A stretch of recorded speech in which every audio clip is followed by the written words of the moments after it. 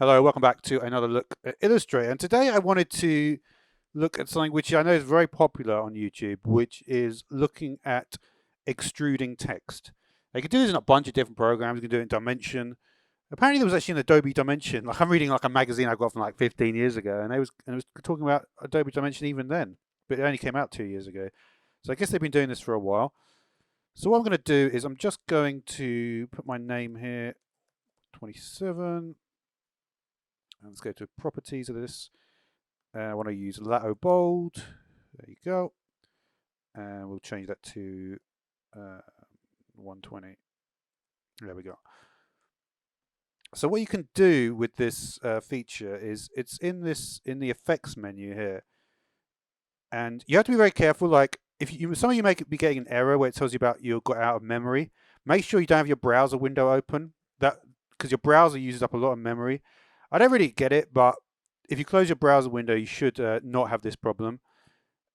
But if you go to this effect here, you can see, and I believe what you're supposed to do is the best thing to go for is bevel front, and then you go for classic. That doesn't seem to do much though. Whoa.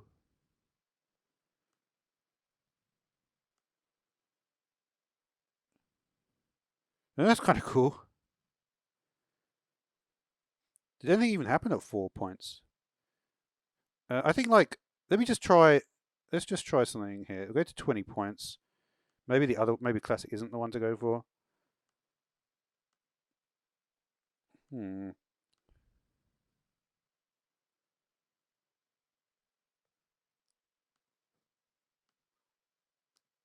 So I did say 4 points, right? Okay, that did not work. All right, let me just go back to this.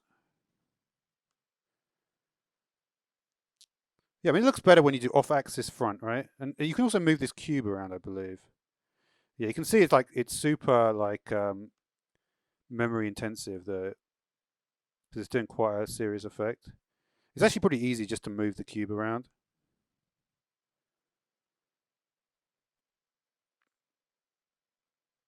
I believe also no shading may improve the performance. You have to look at like lots of things.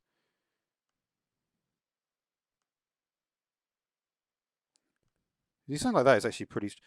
Now the thing about the perspective thing is that there's certain things like there's like all the different Adobe apps have got like a perspective grid, and I've sort of noticed that as because I do a lot of research on this stuff. Let's just see what happens if we change the perspective. I'm going to be doing a lot more videos on this topic, like obviously, but I always like to just have a little look, and also I haven't got a video for today, so um,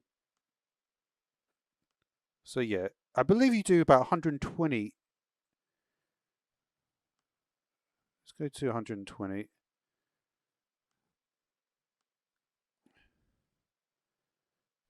Hmm.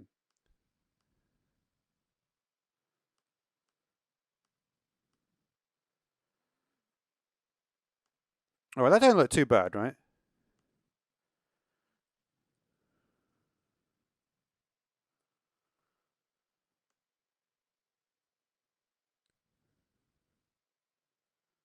So it certainly has like a better effect than it did before. And there's a bunch of different features. Okay, let's try a different one then. Maybe I don't want to do that. Let's go back then, and let's try again.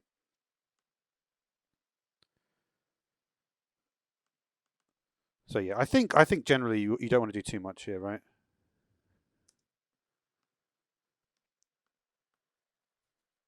You can also turn the preview off as well. I think if you know what you're doing, you just turn the preview off. That would be no shading. Let's just try maybe a bit higher.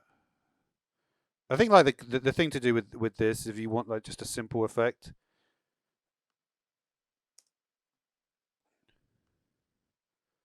see that just gives it a little bit more volume, right? And I think that's probably more like what you're actually going to want. There's also this button, Map Art. This is a bizarre one that I'm not sure exactly what it means.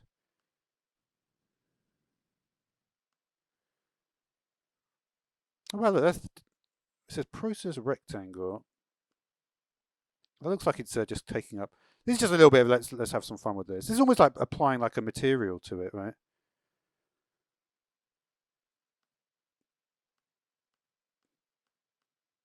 Huh. Why do I only get the W on it then?